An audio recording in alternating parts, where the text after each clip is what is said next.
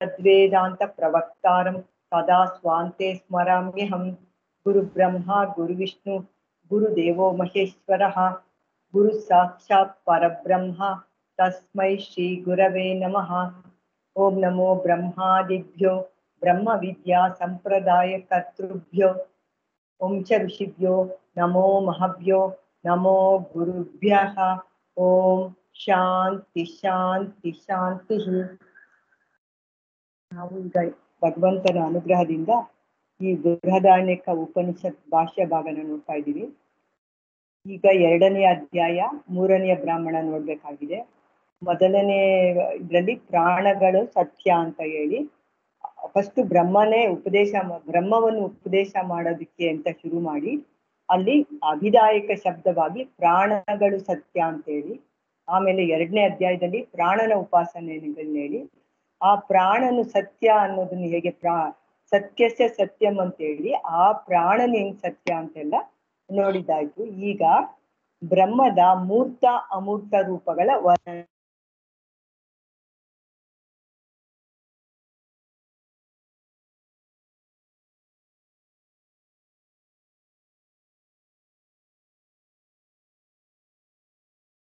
ಯಾವ್ದೋ ಕಾಲ್ ಬಂತು. ಆ ಬ್ರಹ್ಮಕ್ಕೆ 2 ರೂಪಗಳು ಅಂತ ಹೇಳ್ಬಿಟ್ಟು ಮೂರ್ತ ಅಮೂರ್ತ ಅವೆರಡು ರೂಪಗಳ ವರ್ಣನೆ ಮಾಡ್ತಾ ಇದ್ದಾರೆ ಇಲ್ಲಿ.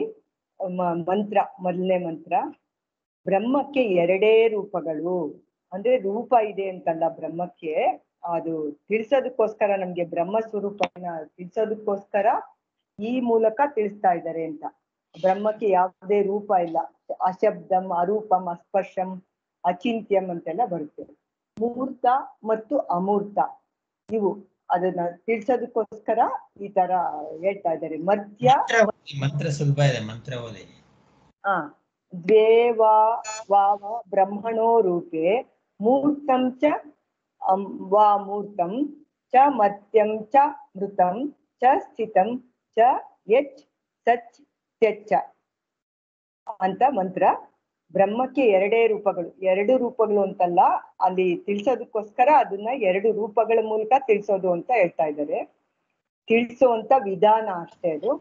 ಮೂರ್ತ ಮತ್ತು ಅಮೂರ್ತ ಅಂತ, ಅದನ್ನೇ ಮರ್ತ್ಯ ಮತ್ತು ಅಮೃತ, ಮತ್ತೆ ಅದನ್ನೇ ಬೇರೆ ತರ ಸ್ಥಿತ ಮತ್ತು ಯತ್ ಅಂತ, ಮತ್ತೆ ಅದನ್ನೇ ಸತ್ ಮತ್ತು ತ್ಯತ್ ಅಂತ ಈ ರೀತಿನಲ್ಲಿ ಹೇಳ್ತಾ ಇದ್ದಾರೆ. ಮೂರ್ತ ಅಮೂರ್ತ ಅಂದ್ರೂ ಒಂದೇ, ಮರ್ತ್ಯ ಅಮೃತ ಅಂದ್ರೂ ಒಂದೇ, ಸ್ಥಿತ ಯತ್ ಅಂದ್ರೂ ಒಂದೇ, ಸತ್ ಮತ್ತು ತ್ಯತ್ ಅಂದ್ರೂ ಒಂದೇ ಅರ್ಥ, ಎಲ್ಲ ಒಂದೇ ಅರ್ಥದಲ್ಲಿ. ಮೂರ್ತ ಅಂದ್ರೆ ರೂಪ ಇರೋವಂಥದ್ದು, ಅಮೂರ್ತ ಅಂದ್ರೆ ರೂಪ ಇಲ್ಲದೆ ಇರೋದು, ಆಕಾರ ರೂಪ ಏನು ಇಲ್ಲದೆ ಇರೋದು ಅಂತ ಅಷ್ಟೇ. ಅದನ್ನೇ ಬೇರೆ ಬೇರೆ ಇದರಲ್ಲಿ ಹೇಳ್ತಾರೆ. ಇಲ್ಲಿ 334ನೇ ಭಾಷ್ಯ ಭಾಗ, ಅಲ್ಲಿ ಪ್ರಾಣಗಳೇ ಸತ್ಯವು ಎಂದು ಹೇಳಲಾಗಿತ್ತು. ಅಲ್ಲಿ ಪ್ರಾಣದ ಇದ್ರ ವಿಚಾರ ಬಂದಾಗ ಆ ಹೆಸರುಗಳು, ಪ್ರಾಣದ ಹೆಸರುಗಳೆಲ್ಲ ಹೇಳಿ ಅದು ಸತ್ಯವು ಅಂತ ಹೇಳಲಾಗಿತ್ತು. ಪ್ರಾಣಗಳ ಉಪನಿಷತ್ತುಗಳಿವೆಯಲ್ಲ, ಅವನ್ನು ಬ್ರಹ್ಮದ ಉಪನಿಷತ್ತಿನ ವಿವರಣೆಯ ಪ್ರಸಂಗದಿಂದ ಹೇಳಿದ್ದಾಯ್ತು. ಆ ಪ್ರಾಣಗಳ ಉಪನಿಷತ್ತುಗಳು ಅಂತ ಬ್ರಹ್ಮನ ಹೋಗಿನೇ ಅದರ ವಿವರಣೆ ಹೇಳಕ್ ಹೋಗಿ ಅದನ್ನ ಪ್ರಾಣನ ಹೆಸರುಗಳೆಲ್ಲ ಹೇಳಿದ್ರಲ್ಲಿ ಇವೇ ಆ ಪ್ರಾಣಗಳು ಎಂಬುದನ್ನು ತಿಳಿಸಿದ್ದಾಯ್ತು. ಅದೇ ಯಾವುದು ಆ ಪಂಚಭೂತಗಳಿರ್ತವಲ್ಲ, ಅದೇ ಆ ಸತ್ಯನ ಹೇಳಿದಾಗಿದೆ ಅಂತ ತಿಳಿಸಿದ್ದಾಯ್ತು. ಇನ್ನು ಅವು ಯಾವ ಸ್ವರೂಪದವು, ಅದರ ಸ್ವರೂಪ ಏನು ಅಂತ, ಆ ಪ್ರಾಣಗಳೇ ಸತ್ಯ ಅಂದಿದ್ದಲ್ಲ, ಅದರ ಸ್ವರೂಪವೇನು, ಅವು ಸತ್ಯವೆಂಬುದಾದರೂ ಹೇಗೆ, ಅವು ಸತ್ಯ ಅಂತ ಹೇಳಿದ್ರಲ್ಲ, ಅದು ಹೆಂಗೆ ಸತ್ಯ ಅಂತ ಹೇಳೋದಕ್ಕೋಸ್ಕರ ಎಂಬುದನ್ನು ಹೇಳಬೇಕಾಗಿದೆ. ಅದು ಸತ್ಯ ಅಂತ ಹೇಳ್ಬಿಟ್ರು ಅದು ಯಾವ ರೀತಿಯಿಂದ ಸತ್ಯ ಅನ್ನೋದು ಹೇಳ್ಬೇಕಾಗಿದೆ. ಕಾರ್ಯಕರಣಾತ್ಮಕವಾಗಿರುವ ಈ ಸತ್ಯ ಅಂದ್ರೆ, ಕಾರ್ಯ ಅಂದ್ರೆ ಶರೀರ, ಕರಣಾತ್ಮಕ ಅಂದ್ರೆ ಇಂದ್ರಿಯಗಳು, ಅದ್ರ ರೂಪದಿಂದ ಈ ಪ್ರಾಣಗಳು ಪಂಚಭೂತಗಳ ಸ್ವರೂಪ ಅದು ಹೆಂಗೆ ಸತ್ಯ ಅಂತ ಅದರ ಸ್ವರೂಪವನ್ನು ನಿಶ್ಚಯಿಸುವುದಕ್ಕಾಗಿ ಈ ಬ್ರಾಹ್ಮಣವನ್ನು ಪ್ರಾರಂಭಿಸಿರುತ್ತದೆ. ಈ ಭಾಗನ ಅದು ಹೆಂಗೆ ಸತ್ಯ ಅಂತ ಅದನ್ನ ನಿಶ್ಚಯ ಮಾಡಕ್ಕೋಸ್ಕರ ಈ ಬ್ರಾಹ್ಮಣ ಬಂದಿದೆ. ಈ ಉಪಾಧಿಗಳನ್ನು ತೆಗೆದು ಹಾಕುವುದರ ಮೂಲಕ, ಇದೆಲ್ಲ ಉಪಾಧಿಗಳು, ಪ್ರಾಣನು ಎಲ್ಲ ಹೇಳ್ತಾ ಇದಾರಲ್ಲ, ಇದೆಲ್ಲ ಅದನ್ನ ತೆಗೆದು ಹಾಕುವುದರ ಮೂಲಕ ಬ್ರಹ್ಮ ಸ್ವರೂಪನ ಹೆಂಗೆ ಹೇಳೋದು ಅಂದ್ರೆ ನೇತಿ ಅಂತ ಇಲ್ಲಿ ಶುರುವಾಗಿದೆ. ಆ ಬ್ರಹ್ಮ ಸ್ವರೂಪನ ಹೇಳಕ್ಕೋಸ್ಕರ ಅದರ ತತ್ವನ ನಿರ್ಧಾರ ಮಾಡಕ್ಕೋಸ್ಕರ ಶ್ರುತಿ ಉದ್ದೇಶ ಇರೋದು. ಆ ಬ್ರಹ್ಮ ಸ್ವರೂಪನ ತಿಳಿಸೋದಕ್ಕೋಸ್ಕರನೇ ಇಲ್ಲಿ ಮೂರ್ತ ಅಮೂರ್ತ ಎಲ್ಲ ಹೇಳ್ತಾ ಇದ್ದಾರೆ. ಫಸ್ಟ್ ಅದನ್ನ ಹೇಳಿ ಆಮೇಲೆ ಬ್ರಹ್ಮ ಸ್ವರೂಪನ ತಿಳಿಸಕ್ಕೆ ಈ 2 ರೂಪಗಳು ಅಂತ ಅಧ್ಯಾರೋಪದಿಂದ ಹೇಳಿದ್ದಾರೆ ಇಲ್ಲಿ.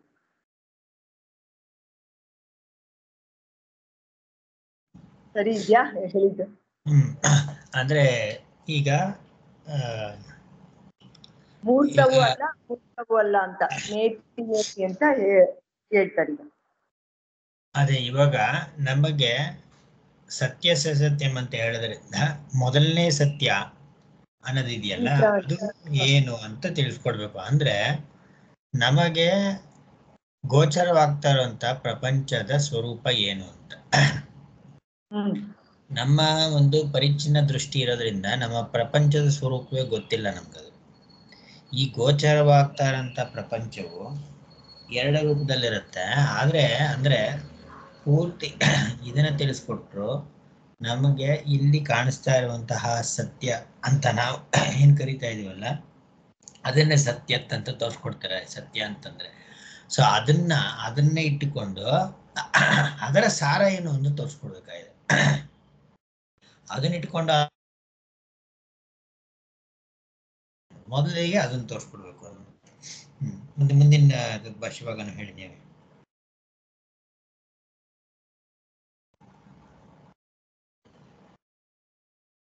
ಮುಂದಿನ ಭಾಷೆವಾಗನು ಹೇಳಿ ನೀವೇ. ಆಯ್ತು, ಕೇಳಿಸ್ತಿಲ್ಲ ನನಗೆ. ಈಗ 335ನೇ ಭಾಷೆ ಭಾಗ. ಈಗ ಬ್ರಹ್ಮವು ದ್ವಿರೂಪವಾಗಿರುತ್ತದೆ. ಅಂದ್ರೆ 2 ರೂಪದಲ್ಲಿದೆ ಬ್ರಹ್ಮ ಅಂತ ಹೇಳ್ತಾ ಇದ್ದಾರೆ. ಒಂದು 2 ರೂಪ ಯಾವುದು ಅಂದ್ರೆ ಪಂಚಭೂತಗಳಿಂದ ಉಂಟಾಗಿರುವ ಕಾರ್ಯಕರಣ. ಕಾರ್ಯ ಅಂದ್ರೆ ಶರೀರ, ಕರಣಗಳು ಅಂದ್ರೆ ಸೂಕ್ಷ್ಮ ಇಂದ್ರಿಯಗಳು ಸಂಬದ್ಧವಾಗಿ ಅದಕ್ಕೆ ಕಾರ್ಯಕರಣಗಳಿಗೆ ಸಂಬಂಧ ಆಗಿ ಮರ್ತ್ಯ ಅಮೃತ ಸ್ವಭಾವವುಳ್ಳದ್ದು. ಅದರಿಂದಾದ ಮರ್ತ್ಯ ಅಂದ್ರೆ ಇಲ್ದಂಗ ಆಗುತ್ತೆ, ಅಮೃತ ಅಂದ್ರೆ ಇರೋದು ಅಂತ. ಅದರಿಂದಾದ ವಾಸನಾ ರೂಪ. ಇವಾಗ ನಮ್ಗೆ ಈ ಕಾರ್ಯಕರಣಗಳಿಂದ ನಮ್ಗೆ ಒಂದು ಸೂಕ್ಷ್ಮ ವಿಚಾರಗಳಿಂದ ನಮ್ಗೆ ಅದು ಏನಾದ್ರು ನಾವು ಅನುಭವಿಸಿದ್ರೆ ಅದು ವಾಸನಾ ರೂಪದಲ್ಲಿ ನಮ್ಗೆ ಒಳಗಡೆ ಅಂತಃಕರಣದಲ್ಲಿ ಕೂತ್ಕೊಂಡ್ಬಿಟ್ಟೈತೆ. ಅದಕ್ಕೆ ವಾಸನಾ ರೂಪವೂ ಆಗಿರುವ ಅಂತ ಹೇಳ್ತಾ ಇದ್ದಾರೆ. ಸೂಕ್ಷ್ಮವಾಗಿ ನಮ್ಮ ಕರಣಗಳಲ್ಲಿ ಇಂದ್ರಿಯಗಳಲ್ಲಿ ವಾಸನೆಗಳು ನಾವೇನಾದ್ರು ಅನುಭವಿಸಿದ್ದು ಇರುತ್ತೆ. ಆದ್ದರಿಂದ ಮೂರ್ತ ಅಮೂರ್ತವೆಂಬ ಹೆಸರಿನ ಬ್ರಹ್ಮವು ಸರ್ವಜ್ಞವೂ ಸರ್ವಶಕ್ತಿಯುಳ್ಳದ್ದು ಆಗಿರುವ. ಅಂದ್ರೆ ಈ ಮೂರ್ತ ಅಮೂರ್ತ ತೋರೋದು ತೋರದೆ ಇರೋದು ಹೆಸರಿಂದ ಇದೆಯಲ್ಲ ಇದು ಬ್ರಹ್ಮ, ಅದು ಸರ್ವಜ್ಞವೂ ಸರ್ವಶಕ್ತಿಯುಳ್ಳದ್ದು. ಈ ರೀತಿಯಿಂದ ತಿಳಿಸ್ಕೊಡ್ತಾರೆ ಅಂತ. ಈ ಬ್ರಹ್ಮ ಸ್ವರೂಪನ ಇದು ಸರ್ವಜ್ಞ ಸರ್ವಶಕ್ತಿ ಇರುವಂತದ್ದು ಅಂತೆಲ್ಲ ಹೇಳ್ತಾ ಇದ್ದಾರೆ. ಸೋಪಾಕ್ಯ ಬ್ರಹ್ಮವಾಗಿರುತ್ತದೆ. ಅಂದ್ರೆ ಈ ಜಗತ್ತು ಹೇಳ್ತಾ ಇದ್ದಾರೆ. ಬ್ರಹ್ಮ ಹೇಳಕ್ ಮುಂಚೆ ನಮ್ಗೆ ಈ ತಿಳಿದಿದೆಯಲ್ಲ ಈ ಸೋಪಾಧಿಕ ಬ್ರಹ್ಮ ಅದನ್ನ ಹೇಳ್ತಾ ಇದ್ದಾರೆ. ಪ್ರಪಂಚನ ಇಟ್ಕೊಂಡು ಹೇಳ್ತಾ ಇದ್ದಾರೆ. ಅದು ಕ್ರಿಯಾಕಾರಕ ಫಲಾತ್ಮಕವಾದದ್ದು. ಈ ಪ್ರಪಂಚದಲ್ಲಿ ನಮ್ಗೆ ಸೋಪಾಧಿಕ ಬ್ರಹ್ಮ ಅಂತ ಹೇಳ್ತಾ ಇದಲ್ಲ, ಇದು ಕ್ರಿಯಾಕಾರಕ ಫಲ. ಈ ನಾವೇನೇ ಮಾಡಿದ್ರು ಅದರಿಂದ ಕಾರಕಗಳನ್ನ ಉಪಯೋಗಿಸಿ ಮಾಡ್ತೀವಿ, ಅದರಿಂದ ಫಲ ಸಿಗುತ್ತೆ. ಅದು ಎಲ್ಲ ವ್ಯವಹಾರಗಳಿಗೂ ಆಶ್ರಯವಾಗಿರ್ತದೆ. ನಾವು ಮಾಡುವಂತ ಎಲ್ಲ ವ್ಯವಹಾರಕ್ಕೂ ಇದೇ ಆಧಾರ. ಯಾವುದು? ಈ ಬ್ರಹ್ಮ ಸ್ವರೂಪ. ಅದು ಹೇಗೆ ಕ್ರಿಯಾಕಾರಕ ಫಲಾತ್ಮಕವಾದದ್ದು? ಯಾವುದದು? ಹೇಗೆ ಅದು ಎಲ್ಲಿ ತೋರಿಸ್ಕೊಟ್ಟಿದೆ ಇದೆಲ್ಲ?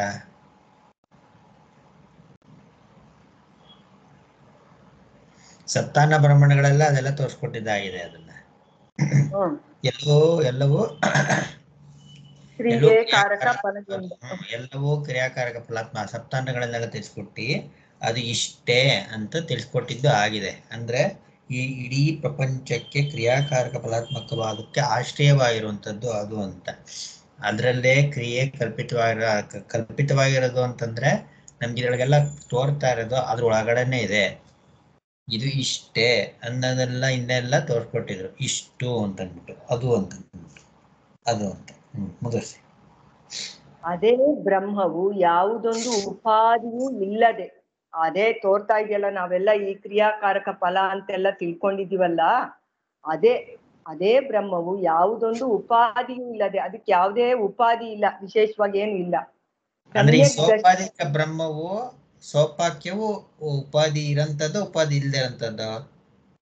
ಉಪಾಧಿ ಇರೋವಂಥದ್ದು. ಈ ಹೇಗೆ ಉಪಾಧಿ ಇರೋಂಥದ್ದು ಅಂತ ಅಂದ್ರೆ, ಉಪಾಧಿ ಅಂದ್ರೆ ಏನು ಅಂತ ಹೇಳಿದ್ರೆ ಹೇಳಿ. ಸೋಪಾದಿಕ ಅಂದ್ರೆ ಉಪಾಧಿ ಇರೋದು. ಉಪಾಧಿ ಅಂದ್ರೆ ಏನು? ಉಪಾಧಿ ಅಂದ್ರೆ ಇದೆ, ಕ್ರಿಯಾಕಾರಕ ಫಲದಿಂದಾಗಿ ನಮ್ಗೆ ಮೂರ್ತ ಅಮೂರ್ತ ಎಲ್ಲ ತೋರ್ತಾ ಇದೆಯಲ್ಲ ಅದು. ಸರಿ, ಅದೇ ಉಪಾಧಿ ಅಂದ್ರೆ ಏನು? ಉಪಾಧಿ ಅನ್ನೋ ಪದಕ್ಕೆ ಅರ್ಥ ಏನು? ಅಂದ್ರೆ ಆತ್ಮನಿಗೆ ತುಂಬಾ ಸಮೀಪದಲ್ಲಿ ಇರುವಂತದ್ದು ಶರೀರ. ಅಂದ್ರೆ ಅದ್ರ ಜೊತೆಗೆ ಇರುವಂತದ್ದು, ಆದ್ರೆ ಅದರ ಸೋಂಕೆ ಇಲ್ಲದೆ ಇರೋಂಥದ್ದು. ಅದಕ್ಕೂ ಇದಕ್ಕೂ ಯಾವ ಸೋಂಕು ಇಲ್ಲ, ಆತ್ಮನಿಗೂ ಇದಕ್ಕೂ ಯಾವ ಸೋಂಕು ಇಲ್ಲ, ಅದ್ರ ಜೊತೆಗೇನೆ ಇರುವಂತದ್ದು ಅಂತ. ಅಂದ್ರೆ ಉಪಾಧಿ ಅಂತಂದವಾಗ ಅದಕ್ಕೆ ಉಪಹಿತವಾದದ್ದು ಒಂದಿರ್ಲೇಬೇಕು ಅಂತ. ಉಪಾಧಿ ಅಂತ ಹೇಳಿದ್ರಿಂದಲೇ ಅದಕ್ಕೆ ಬೇರೆಯಾದಂಥದ್ದು ಒಂದಿರ್ಬೇಕು ಅಂತ. ಯಾವುದಕ್ಕೆ ಉಪಾಧಿ ಅಂತ? ಯಾವುದಕ್ಕೆ ಉಪಾಧಿ ಅದು? ಇವಾಗ ಕಾಲಿಗೆ ಟೆಂಪರರಿ ಕಾಲ್ ಹಾಕೊಂಡಿರ್ತಾರೆ, ಯಾರಿಗೆ? ಟೆಂಪರರಿ ಕಾಲ್ ಯಾರಿಗೆ? ಟೆಂಪರರಿ ಕಣ್ಣು ಯಾರಿಗೆ? ಅದು ಕಣ್ಣು ಉಪಾಧಿ. ಯಾರಿಗೆ ಅಂತೆ? ಉಪಹಿತ ನಾನು. ಅದ್ರ ಜೊತೆಗಿದೆ, ಅದಕ್ಕೆ ಇದಕ್ಕೂ ಅಂಟಿಲ್ಲ, ಅದಕ್ಕೆ ಸಂಬಂಧಪಟ್ಟಿದೆ ಅಂತ. ಹಾಗಾಗಿ ಇದು ಉಪಾಧಿ. ಸೊ ಈ ಉಪಾಧಿಗಳು ಸ್ವರೂಪವನ್ನು ತಿಳ್ಕೊಳ್ಳೋದಕ್ಕೋಸ್ಕರ ಅನುಕೂಲಕವಾಗಬೇಕು ಅಲ್ವಾ? ಸೊ ಅನುಕೂಲ ಯಾವಾಗ? ಇದರ ಯಾಥಾತ್ಮ್ಯದಿಂದ, ಇದರ ತಿಳುವಳಿಕೆಯಿಂದ ಉಪಾಧಿ ಉಪಾಸನೆಗಳು ಬಂದಿರೋಂಥದ್ದೇ ಆ ಕಾರಣಕ್ಕಾಗಿ. ಇಷ್ಟನ್ನ ತಿಳ್ಕೊಂಡ ಉಪಹಿತ ಸ್ವರೂಪನ ತಿಳಿದುಕೊಳ್ಳೋಕೆ ಸುಲಭ ಆಗ. ಇಂದ್ರಿಯ ಲೋಲುಪತೆ ಇಟ್ಕೊಂಡಿದ್ದಾಗ, ಇಂದ್ರಿಯಗಳು ತೋರಿಸುವಂತಹ ಪ್ರಪಂಚದ ಕಡೆ ನಮ್ಗೆ ದೃಷ್ಟಿ ಇದ್ದಾಗ ಈ ಉಪಹಿತ ಸ್ವರೂಪವನ್ನ ಗುರುತಿಸಿಕೊಳ್ಳೋದಕ್ಕಾಗೋದಿಲ್ಲ. ಯಾಕೆ ಅಂತಂದ್ರೆ ಅದು ತೋರೋದೇ ಇಲ್ಲ. ಭಗವತ್ಪಾದ ಹೇಳ್ತಾ ಇದ್ದಿದ್ದು, ಇಂದ್ರಿಯಗಳಿಂದ ನೋಡಿದ್ರೆ ಪ್ರಪಂಚ ಕಂಡರೆ ಪರಮಾತ್ಮ ಕಂಡನ ಅಂತ. ಆದ್ರೆ ಸ್ವರೂಪ ತಿಳಿದವರು ಈ ಪ್ರಪಂಚ ಎಲ್ಲಿ ಅಂತ ಕೇಳ್ತಾರೆ ಅವ್ರು. ಯಾಕಂದ್ರೆ ಅವ್ರು ಇಂದ್ರಿಯಗಳಿಂದ ನೋಡಲ್ಲ, ಬದಲಿಗೆ ಅನುಭವದಿಂದ ನೋಡ್ತಾರೆ. ಈ ಪ್ರಪಂಚ ಕಾಣ್ತಾ ಇರೋದು ಕೂಡ ಅನುಭವದಿಂದಲೇ ಆದ್ರೂ ಕೂಡ ಅದು ಇಂದ್ರಿಯ ದ್ವಾರದಿಂದ ಬಂದಾಗ ನಮಗೆ ಅದು ಪರಿಚ್ಛಿನ್ನ ಪ್ರಪಂಚ ಕಾಣ್ತಾ ಇರುತ್ತೆ, ಅವರು ಸ್ವರೂಪ ಕಾಣ್ತಾ ಇರುತ್ತೆ. ಹಾಗಾಗಿ ಸೋಪಾಕ್ಯವಾಗಿರುತ್ತದೆ. ಇದು ನಿರೂಪಾಕ್ಯ, ಇದು ಸ್ವರೂಪ ಅಂತ. ಯಾವುದೊಂದು ಉಪಾಧಿ ಇಲ್ಲದ ಸಮ್ಯಕ್ ದರ್ಶನಕ್ಕೆ ವಿಷಯವಾಗಿ ಅಜರವು ಅಮೃತವು ಅಭಯವು ವಾಂಗ್ಮನಸ್ಸುಗಳಿಗೆ ಗೋಚರವಾಗದ ಅದ್ವೈತವಾಗಿರುವುದರಿಂದ ಅದಕ್ಕೇನ್ ಹೇಳ್ಬೇಕು? ಹೇಗೆ ತಿಳಿಸ್ಕೊಡ್ಬೇಕು ಅದನ್ನ? ನೇತಿ ಅಂತ. ಇದೆಲ್ಲ ಹೊರತು ನಾವು ಬೇರೆ ರೀತಿಯಾಗಿ ಅದನ್ನ ತಿಳಿಸ್ಕೊಡೋದಕ್ಕಾಗೋದಿಲ್ಲ ಅಂತ. ಮುಂದಿಂದ ನೀವನ್ನ ಹೇಳ್ಬಿಡ್ತೀರಾ? ಮುಂದಿಂದ ನೆಕ್ಸ್ಟ್ ಮಂತ್ರ ದಿವ್ಯ ಹೇಳಿ. ಹೇಳ್ತೀನಿ. ಇದು ಖಂಡಿಕೆಯ ಅರ್ಥ. ಇವಾಗ ಇದು ಎಲ್ಲ ಓದಿದ್ವಲ್ಲ, ಇದರ ಅರ್ಥ ಅಂತ. 336ನೇ ಭಾಷ್ಯ ಭಾಗ. ಇಲ್ಲಿ ಯಾವುದನ್ನು ತೆಗೆದು ಹಾಕಿ ಬ್ರಹ್ಮವನ್ನು ಹೀಗಲ್ಲ ಎಂದು ತಿಳಿಸಬೇಕಾಗಿದೆಯೋ ಇವು ಎರಡೇ, ಅದೇ ಈ ರೂಪಗಳು ಎರಡೇ ಅಂತ ಹೇಳ್ತಾ ಇದ್ದಾರೆ. ಮೂರ್ತ ಅಮೂರ್ತ ಅಂದ್ರಲ್ಲ, ಅದು ಎರಡೇ ನಾವು ತಿಳಿಸ್ಬೇಕಾಗಿರೋ ಬ್ರಹ್ಮನ ಇದ್ರ ಮೂಲಕನೇ ತಿಳಿಸ್ಬೇಕು ಅಂತ. ವಾ ಎಂಬ ಶಬ್ದವು ಅವಧಾರಣೆ ಮಾಡುವುದಕ್ಕಾಗಿ ಬಂದಿದೆ. ಇಲ್ಲಿ ವಾವ ಅಂತ ಒತ್ತಿ ಹೇಳಿದಾರಲ್ಲ, ಇದನ್ನ ತಿಳಿಸೋದಕ್ಕೋಸ್ಕರ ಹೇಳಿದಾರಷ್ಟೇ. ಏವ ಎರಡೇ ಎಂದು ಅರ್ಥ. ಇಲ್ಲಿ ಎರಡೇ ಅಂತ ಹೇಳೋದಕ್ಕೋಸ್ಕರ, ಒತ್ತಿ ಹೇಳೋದಕ್ಕೋಸ್ಕರ ಅದನ್ನ ಹೇಳಿದಾರಷ್ಟೇ. ಬ್ರಹ್ಮದ ಅಂದ್ರೆ ಪರಮಾತ್ಮನ ರೂಪಗಳು ಅರೂಪವಾಗಿರುವ ಪರಬ್ರಹ್ಮವು ಅವಿದ್ಯೆಯಿಂದ ಅಧ್ಯಾರೋಪಿತವಾಗಿರುವ ಯಾವುವುಗಳಿಂದ ಗೊತ್ತು ಮಾಡಲ್ಪಡುವುದೋ ಇವು ಬ್ರಹ್ಮದ ರೂಪಗಳು. ನಮ್ಗೆ ಅವಿದ್ಯೆಯಿಂದ ಹಗ್ಗದಲ್ಲಿ ಹಾವು ಅಂತ ತಿಳ್ಕೊಂಡಿದೀವಲ್ಲ, ಆದ್ರೆ ಹಗ್ಗದಲ್ಲಿ ಹಾವು ಏನಾದ್ರು ಬಂದು ಸೇರ್ಕೊಂಡಿರುತ್ತಾ? ಇಲ್ಲ, ಇರೋದೇ ಹಗ್ಗ. ನಾವು ಭಯ ಬಿದ್ದಿರೋಗು ಹಗ್ಗನೇ ಇರೋದು. ಅವಿದ್ಯೆಯಿಂದ ನಾವು ಹಗ್ಗ ಅಂತ ತಿಳ್ಕೊಂಡಿದೀವಿ. ಅದು ನಾವು ಅವಿದ್ಯೆಯಿಂದ ತಿಳ್ಕೊಂಡಿದೀವಷ್ಟೇ. ಅದನ್ನ ಅಧ್ಯಾರೋಪಿತ ಮಾಡಿ ಅದರ ಮೂಲಕ ತಿಳ್ಕೊಳ್ತೀವಿ ನಾವು. ಎರಡು ಯಾವುದು ಎಂದರೆ ಮೂರ್ತಂ ಚೈವ ಮೂರ್ತವೆಂಬುದು. ಹೀಗೆಯೇ ಅಮೂರ್ತಂ ಚ ಎಂದರೆ ಅಮೂರ್ತವೆಂಬುದು. ಮೂರ್ತ ಅನ್ನೋದೊಂದು, ಅಮೂರ್ತ ಅನ್ನೋದೊಂದು, ಇವೆರಡೇ ಇರೋದು ಅಂತ. ಅಮೂರ್ತ ಅಂದ್ರೆ ಸೂಕ್ಷ್ಮವಾಗಿದೆ ಇದು ಅದು. ಮೂರ್ತ ಯಾವಗಳಿಂದ ಗೊತ್ತು ಮಾಡಲ್ಪಡುವುದು ಅಂತ ಇದೆಯಲ್ಲ, ಅಂದ್ರೆ ಹೇಗೆ ಅದು ಅಂತ. ಅಂದ್ರೆ ಈ ಈ ತೋರ್ತಾ ಇದೆಯಲ್ಲ, ಈ ಮೂರ್ತವಾಗಿದೆ ಅಮೂರ್ತವಾಗಿದೆ ಇವೆರಡು ಅಲ್ಲಗಳೆದು ತೋರ್ಸೋದು ಅಂತ. ಫಸ್ಟ್ ಇದನ್ನ ಗೊತ್ತು ಮಾಡ್ತಾರೆ. ಅವಿದ್ಯೆಯಿಂದ ನಾವು ಏನ್ ನೋಡ್ಕೊಂಡಿದೀವಿ, ಮೂರ್ತ ಕಾಣಿಸೋದು ಕಾಣಿಸ್ತಾ ಇರೋದು ಎರಡು ಮಾಡ್ಕೊಂಡಿದೀವಲ್ಲ, ಆ ಮೂಲಕ ಅದನ್ನ ಅಲ್ಲಗಳೆಯೋ ಮೂಲಕ ತೋರಿಸ್ತಾರೆ ಅಂತ. ಅಂದ್ರೆ ಅದ್ರ ಮೂಲಕ ತೋರ್ಸೋದು ಅಂತಂದ್ರೆ ಇವಾಗ ಇಂದ್ರಿಯ ಮೂಲಕ ಪ್ರಪಂಚನ ತೋರಿಸ್ಬೋದಲ್ಲ, ಆ ರೀತಿ ಅಲ್ಲ ಅಂತ. ಇವಾಗ ಪ್ರಪಂಚದಲ್ಲಿರುವಂತ ವಿಷಯಗಳನ್ನ ಇಂದ್ರಿಯಗಳಿಂದ ಈ ವಿಷಯನ ಹೆಂಗಪ್ಪ ಗೊತ್ತಾಯ್ತು, ನೋಡ್ದೆ ಕೇಳ್ದೆ ಮುಟ್ದೆ ಮುಸ್ತೆ ಅದ್ರ ಪ್ರಮಾಣ ಅಂತಿರಲ್ಲ, ಹಾಗೆ ಬ್ರಹ್ಮ ತಿಳಿಸ್ಕೊಡೋದಕ್ಕೋಸ್ಕರ ಇದು ಪ್ರಮಾಣ ಅಂತ ಅಲ್ಲ, ಹಾಗಲ್ಲ. ಬದಲಿಗೆ ಇದನ್ನ ಹೇಳಿ ಅದನ್ನ ಅಲ್ಲಗಳೆಯೋದ್ರ ಮೂಲಕ ಪ್ರಮಾಣ ಅಂತ. ಅದೇ ಟಿಪ್ಪಣಿಲಿ ಬರೆದಿದ್ದಾರೆ ನೋಡಿ, ಅದು ಓದಿ. ಬ್ರಹ್ಮಕ್ಕೆ ನಿಜವಾದ ರೂಪಗಳಿಲ್ಲವಾದರೂ ರೂಪಗಳಿಂದ ರೂಪಿ ದ್ರವ್ಯವು ನಿರೂಪಿತವಾಗುವಂತೆ ಮೂರ್ತ ಅಮೂರ್ತಗಳಿಂದ ಬ್ರಹ್ಮವು ನಿರೂಪಿತವಾಗುತ್ತದೆ. ಅವುಗಳ ಮೂಲಕ ಅದನ್ನು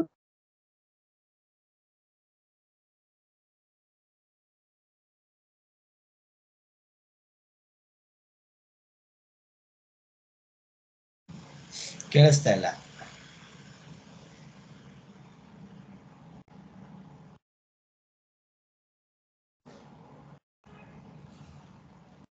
ಕೇಳಿಸ್ತಾ ಇಲ್ಲ.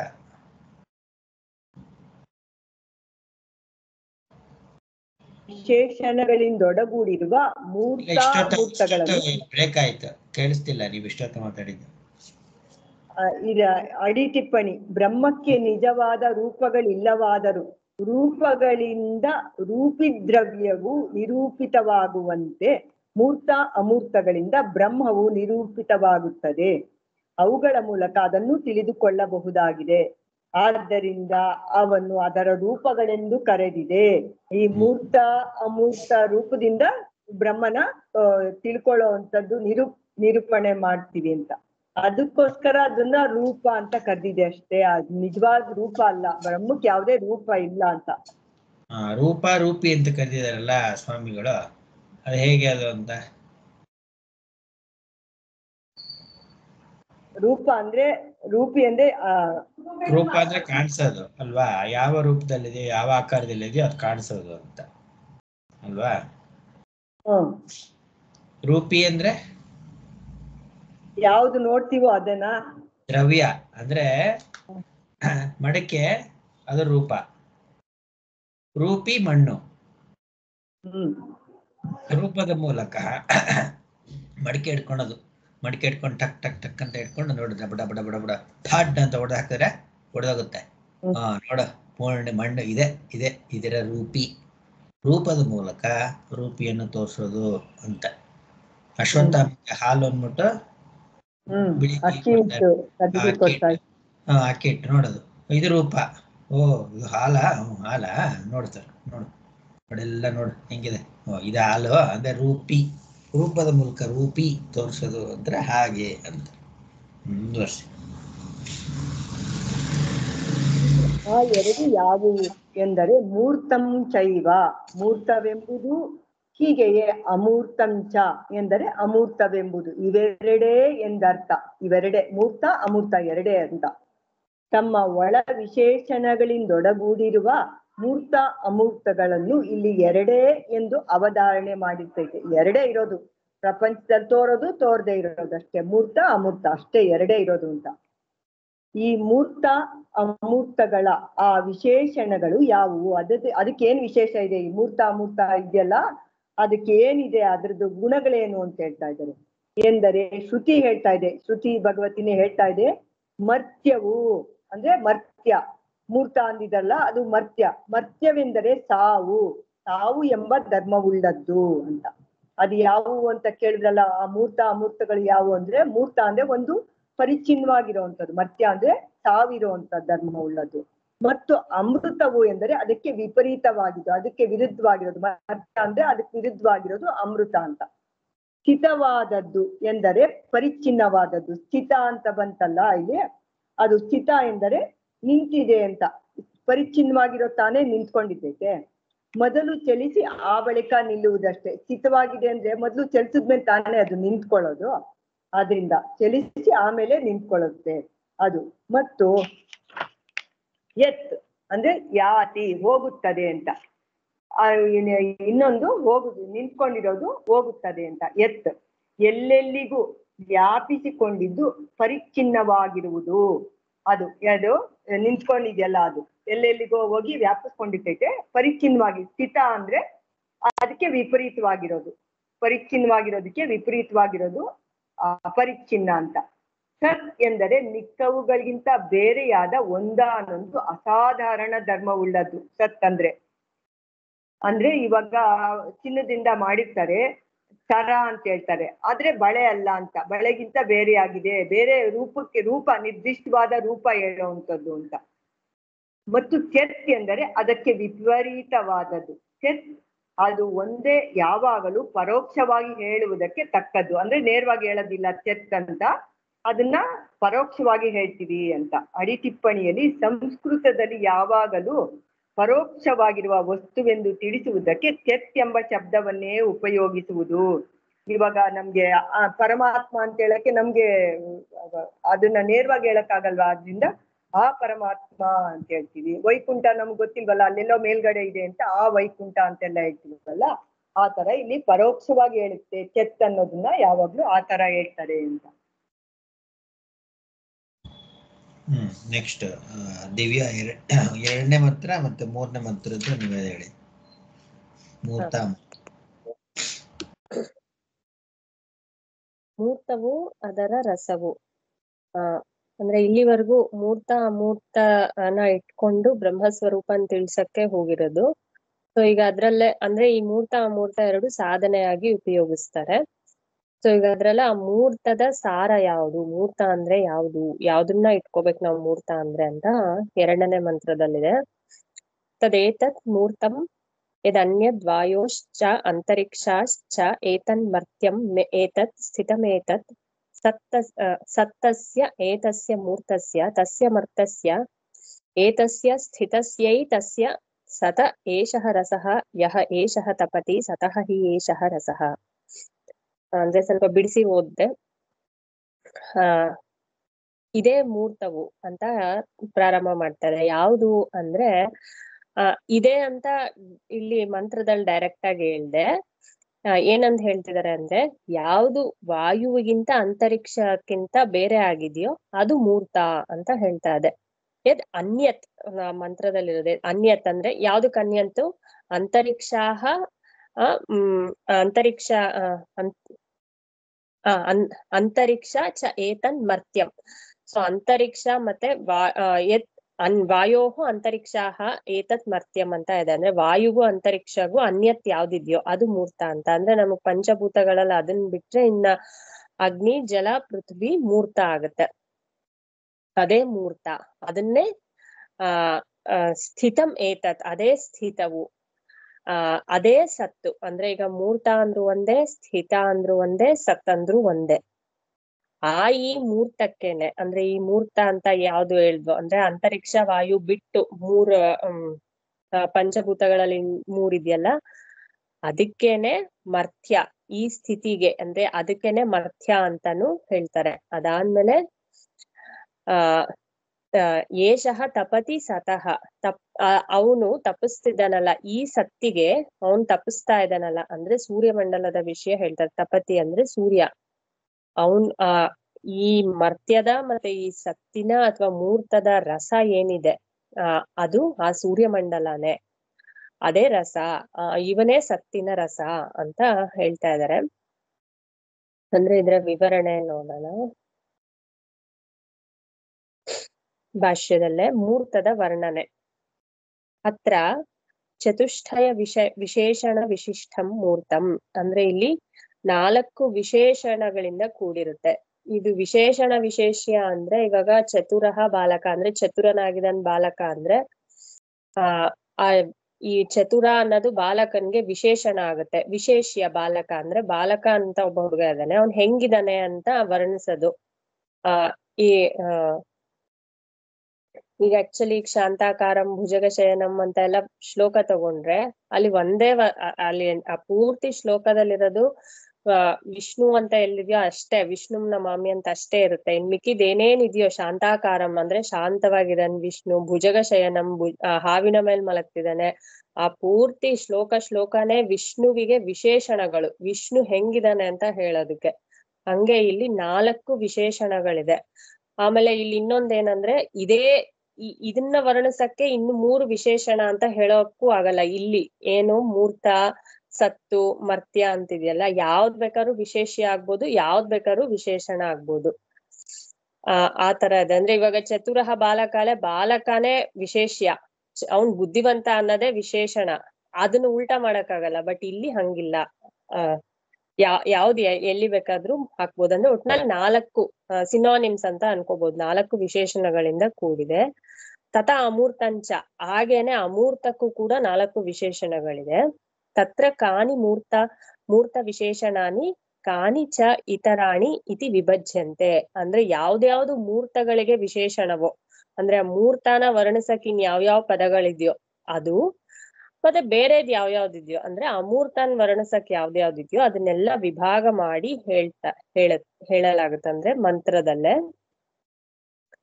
ತದೇತತ್ ಮೂರ್ತಂ ಮೂರ್ಛಿತ ಅವಯವಂ. ಅಂದ್ರೆ ಮೂರ್ತಂ ಅನ್ನೋದು ಯಾವ್ದಕ್ ಹೇಳ್ತಾರೆ ಅಂದ್ರೆ ಒಂದು ನಿರ್ದಿಷ್ಟವಾದ ಆಕಾರ ಇದ್ರೆ, ಮೂರ್ಛಿತ ಅಂದ್ರೆ ಮುದ್ದೆಯಾಗಿ ಮಾಡಿದ ಅವಯವಗಳುಳ್ಳದ್ದು ಅಂತ ಇದೆ. ಅಂದ್ರೆ ಇದು ಅಂತ ಹೇಳ್ಬೋದು, ಒಂದರೊಳಗೊಂದು ಸೇರ್ಕೊಂಡಿರೋ ಅವಯವಗಳಿದ್ರೆ ಅಂದ್ರೆ ಅದಕ್ಕೊಂದು ಆಕಾರ ಇದೆ, ಇದು ಅಂತ ನಾನ್ ತೋರ್ಸಿ ಹೇಳ್ಬೋದು. ಇವಾಗ ಆಕಾಶನ ಗಾಳಿನ ತೋರ್ಸಿ ಹೇಳಕ್ ಆಗಲ್ಲ, ಯಾಕೆಂದ್ರೆ ಅದಕ್ಕೆ ಆಕಾರ ಇಲ್ಲ. ಸೊ ಹಂಗೆ ಮೂರ್ತ ಅನ್ನೋದಕ್ಕೆ ಒಂದ್ ಆಕಾರ ಇದೆ. ಇತರೇ ತರಾನು ಪ್ರವಿಷ್ಠಾವಯವಂ ಘನಂ ಸಂಹತಂ ಇತ್ಯರ್ಥಃ. ಆಮೇಲೆ ಅದ್ ಹೆಂಗಿದೆ ಅಂದ್ರೆ ಘನವಾಗಿದೆ ಅದು ಅವಯವಗಳು, ಆಮೇಲೆ ಒಂದ್ರೊಳಗೊಂದಿದೆ, ಪ್ರವಿಷ್ಠಾವಯಂ ಅಂದ್ರೆ ಒಂದ್ರೊಳಗೊಂದು ಸೇರ್ಕೊಂಡಿದೆ ಅದು, ಅಂತದನ್ನ ಮೂರ್ತ ಅಂತ ಹೇಳ್ತಾರೆ. ಕಿಂ ತತ್ ಯದನ್ಯತ್ ಕಸ್ಮಾತ್, ಅದ್ಯಾವ್ದು ಅಂದ್ರೆ ಬೇರೆ ಆಗಿದ್ಯಲ್ಲ ಅದು. ಏನಕ್ಕೆ ಯದನ್ಯತ್ ಅಂತ ಕೊಟ್ಟಿದ್ದಾರೆ? ಯದನ್ಯತ್ ಅನ್ನೋದ್ ಮಂತ್ರದಲ್ಲಿರೋ ಪದ. ಸೊ ಮಂತ್ರದಲ್ಲಿ ಯದನ್ಯತ್ ಅಂತಿದೆ. ಯದನ್ಯತ್ ಅನ್ನೋದಕ್ಕೆ ಅರ್ಥ ಬೇರೆ ಆಗಿರೋದು. ಅಕಸ್ಮಾತ್ ಯಾವ್ದ್ರಿಂದ ಬೇರೆ ಆಗಿದೆ ಅಂದ್ರೆ ಅನ್ಯದ್ ವಾಯೋಹಚ ಅಂತರಿಕ್ಷ ಚ ಭೂತಾದ್ವಯಾತ್. ಈ ವಾಯು ಅಂತರಿಕ್ಷ ಅನ್ನೋ 2 ಭೂತಗಳನ್ನು ಬಿಟ್ಟು ಬೇರೆದ್ ಯಾವ್ದಿದ್ಯೋ ಆ 3 ಭೂತಗಳಿಗೆ ಮೂರ್ತ ಅನ್ನೋ ಹೆಸರು. ಪರಿಶೇಷಾತ್ ಪೃಥುವ್ಯಾದಿ ಭೂತತ್ರಯಂ. ಪರಿಶೇಷ ಅಂದ್ರೆ ಅದೆರಡು ತೆಗೆದ್ಬಿಟ್ರೆ, ಎಲಿಮಿನೇಷನ್ ಮೆಥಡ್ ಅಂತಾರಲ್ಲ, ಹಂಗ್ ವಾಯು ಅಂತರಿಕ್ಷ ತೆಗೆದ್ಬಿಟ್ರೆ ಇನ್ ಯಾವ್ದು ಮಿಕ್ಕಿದ್ಯೋ ಪೃಥ್ವಿಯ ಮೊದಲಾದವು ಮೂರ್ತ ಸ್ವರೂಪಗಳಾಗುತ್ತೆ. ಅದಾದ್ಮೇಲೆ ಏತತ್ ಮರ್ತ್ಯಂ. ಈಗ ಆ ಮೂರ್ತ ಸ್ವರೂಪಕ್ಕೇನೆ ಮರ್ತ್ಯ ಅನ್ನೋದೇ ಮರ್ತ್ಯ ಅನ್ನೋ ಹೆಸರು. ಯತ್ ಏತತ್ ಮರ್ಥಾಖ್ಯಂ ಅಂದ್ರೆ ಮರ್ತ್ಯ ಅನ್ನೋ ಹೆಸರು ಕೊಟ್ಟಿರೋದು. ಭೂತತ್ರಯಂ ಇದಂ ಮರ್ತ್ಯಂ ಮರಣಧರ್ಮಿ. ಈ 3 ಭೂತಗಳಿಗೆ ಮರ್ತ್ಯ ಅನ್ನೋ ಹೆಸರು ಕೊಟ್ಟಿದೆ. ಮರ್ತ್ಯ ಅನ್ನೋ ಹೆಸರು ಏನಕ್ ಕೊಟ್ಟಿದೆ? ಸಾವೆಂಬ ಧರ್ಮ ಉಳ್ಳದ್ದು, ಅಂದ್ರೆ ಅದು ನಾಶ ಆಗುವಂತ ಧರ್ಮ ಉಳ್ಳದ್ದು. ಆಮೇಲೆ ಬರೀ ಅಷ್ಟೇ ಅಲ್ಲ, ಕಸ್ಮಾತ್ ಅಂದ್ರೆ ಯಸ್ಮಾತ್ ಸ್ಥಿತಮೇತತ್. ಅದು ಅಂದ್ರೆ ಇದು ಸ್ಥಿತವಾಗಿರುವುದರಿಂದ,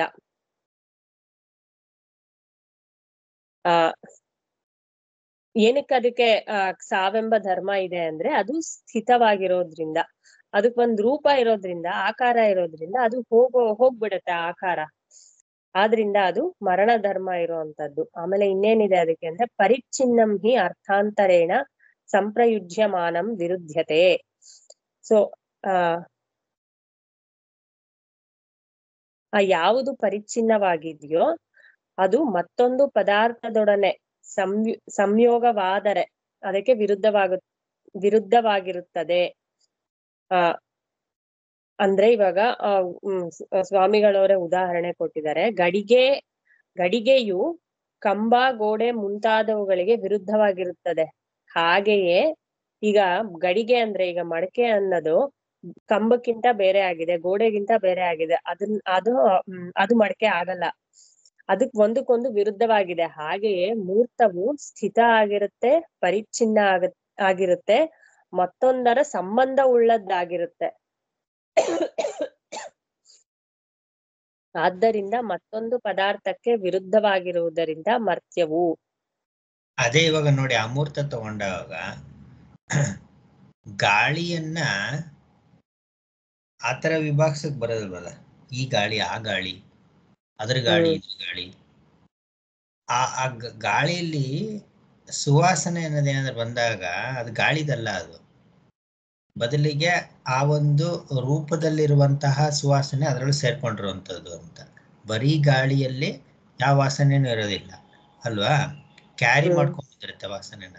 ಅಲ್ಲಿ ವಿಭಾಗ ಮಾಡಿ ನಾವು ಇಂಥ ಗಾಳಿ ಆ ಗಾಳಿ ಈ ಗಾಳಿ, ನಿನಗೆ ಇವಾಗ ಬೆಂಗಳೂರು ಗಾಳಿ ಹೈದರಾಬಾದ್ ಗಾಳಿ ಅಂತ ಹೇಳಿದ್ರು ಕೂಡ ಪೊಲ್ಯೂಷನ್ ಆಗಿರೋಂಥದ್ದು ಗಾಳಿಯ ಗುಣ ಅಲ್ಲ, ಅದು ಬೇರೆದು ಅಲ್ವಾ. ಹಂಗೆ ಅದ್ರ ಈ ಥರ ವಿಭಾಗ ಮಾಡಿ ತೋರ್ಸೋಕ್ ಬರಲ್ಲ ಆಕಾಶನೇ ಆಗಲಿ ಅಮೂರ್ತವನ್ನ. ಅಂದ್ರೆ ಮೂರ್ತವನ್ನ ಆ ಮಲ್ಟಿಪ್ಲಿಸಿಟಿ ಎಷ್ಟೊಂದು ಥರದ್ದು, ಅದಕ್ಕೆ ತಾನೇ ನಾವು ಎಲ್ಲ ಒಳಗಾಗಿರೋಂಥದ್ದು. ಆ ವಿಷಯದಲ್ಲೇ ಒಂದು ಸಿನಿಮಾ ನೋಡ್ಬೇಕು ಅಂದ್ರೆ ಎಷ್ಟು ತರ ನೋಡ್ಬೇಕು ನಾವು ಅದನ್ನ ಅಲ್ವಾ. ಹಾಗೆ ಆಗಿರೋದ್ರಿಂದ ಇದು ಮರ್ತ್ಯವಾಗಿರ್ತದೆ ಅಂತ. ಮುಂದೆ ಅದೇ ಉದಾಹರಣೆ ಅಂದ್ರೆ ಇನ್ನೊಂದ್ಸತಿ ಇದ್ರಲ್ಲಿ ಓದೋದಾದ್ರೆ, ಯಥಾ ಘಟಃ ಸ್ತಂಭ ಕುಡ್ಯಾದಿನ ತಥಾ ಮೂರ್ತಂ ಸ್ಥಿತಂ ಪರಿಚ್ಛಿನ್ನಂ ಅರ್ಥಾಂತರ ಸಂಬಂಧಿ. ಆಗ್ಲೇ ಹೇಳ್ದಂಗೆ ಹೆಂಗೆ ಈ ಗೋಡೆ ಅನ್ನೋದು ವಿಭಾಗ ಮಾಡ್ಬೋದು, ಅದು ಗೋಡೆನೆ ಬೇರೆ, ಕಂಬನೇ ಬೇರೆ, ಮಡಕೆನೆ ಬೇರೆ.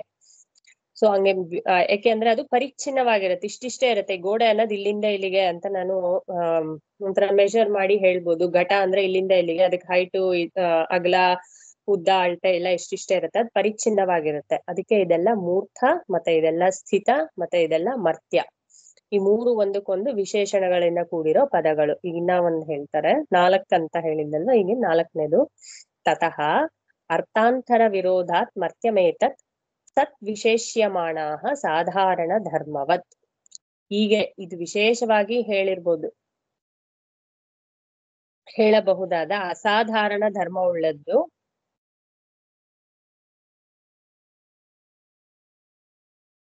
ಇದು ಸತ್ತು. ಸತ್ ವಿಶೇಷ್ಯಮಾಣ ವಿಶೇಷವಾಗಿ ಹೇಳಬಹುದಾಗಿದೆ.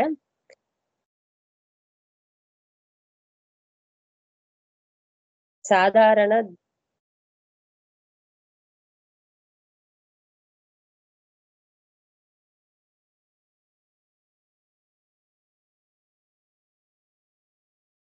ಅಂದ್ರೆ ಇಲ್ಲಿ ಸಾಧಾರಣ ಧರ್ಮವತ್ ಅಂತಿದೆ, ಇಲ್ಲಿ ಅಸಾಧಾರಣ ಧರ್ಮ ಉಳ್ಳದ್ದು ಅಂತಿದೆ ಸರ್ ಕನ್ನಡದಲ್ಲಿ. ಅಸಾಧಾರಣ ಧರ್ಮ ಉಳ್ಳದ್ದು ಹೇಳಬಹುದಾದ ಅದು ಸಾಧಾರಣ ಧರ್ಮ ಅಂತಿದೆಯಲ್ವ ಇಲ್ಲಿ, ವಿಶೇಷಮಾಣ ಸಾಧಾರಣ ಧರ್ಮವತ್. ಇದೇನು ಅದು ನನ್ನ ಮರ್ತದು ಗೊತ್ತಾಗಿಲ್ಲ, ಅದಕ್ಕೆ ಅದು ಗೊತ್ತಾಗತ್ತೆ ಸಪ್ಪಸರಿ ಅಂತ ಆಮೇಲೆ ಯಾಕಂದ್ರೆ ತಿದ್ಕೊಂಡಿರ್ತದೆ ಸರಿ ತಪ್ಪಾಗಿದ್ರೆ ಅದು ನೋಡಿ ಹೇಳ್ಬೇಕು ಅದನ್ನ. ಮತ್ತೆ ವಿಶೇಷ್ಯಮಾಣ ಅಂತಿದೆಯಲ್ಲ, ಅದು ಇದು ಸೇರ್ಸಿದ್ರೆ ಅವಾಗ ದೀರ್ಘ ಸಂಧಿಯಾಗಿ ಅಸಾಧಾರಣ ಧರ್ಮವತ್ ಅಂತ ಹೇಳ್ಬಿಡಿಸಿ, ಅದು ಒಟ್ಟಿಗೆ ಸೇರಿಸಿದ್ರೆ.